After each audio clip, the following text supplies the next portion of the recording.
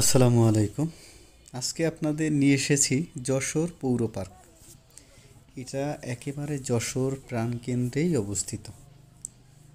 আর যশোরে যারা গিয়েছেন পৌরসভার পিছনেই এই পার্কটা অবস্থিত।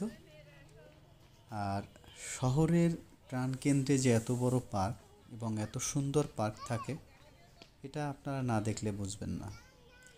আপনি শহরে ঘুরতে ঘুরতে ক্লান্ত, একটু পার্কে চলে যাবেন, গিয়ে একটু বসে এনভায়রনমেন্টটা উপভোগ করবেন, টোটালি আপনি রিল্যাক্স হয়ে যাবেন। এই যে দেখেন, আপনাদের দেখাচ্ছি, আমরা চলে আসলাম এবং আপনাদের স্মার্টফোন থেকে দেখানোর চেষ্টা করলাম। যেহেতু আমি দেখতেছি, আপনাদেরও শেয়ার করি।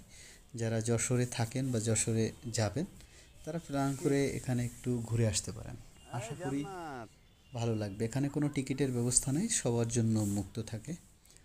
আর সব থেকে বেশি ভালো লাগে এই যে দেখেন, বিশাল বড় একটা সিরেস গাছ বা রেন্ডি গাছ, যে যেটাই বলেন।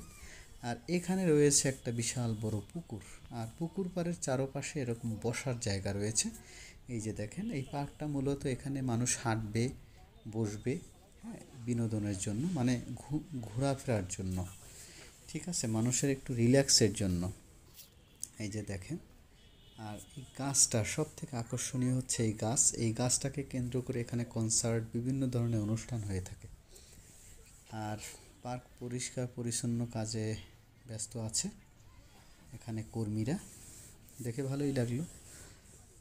আচ্ছা, কিনে দেবো, দাঁড়াও। আর এই দিকে রয়েছে সব থেকে আকর্ষণীয় একটা ভাসমান ব্রিজের উপরে আবার একটা ঘরের মতো আছে। হ্যাঁ, চলেন ওটাও দেখাবো। আর এই দিকে দেখেন, ছাউনি দেওয়া আছে, ছাউনি ছাড়া আছে। আপনি আপনার যে জায়গাটা ভালো লাগবে আপনি সেখানে গিয়েই বসতে পারবেন। আর বিশেষ করে বসার জন্য অনেক জায়গা রেখেছেন। আর দেখেন, বিশাল বড় বড় পুষ্কুনি বা পুকুর, যে যেটা বলেন।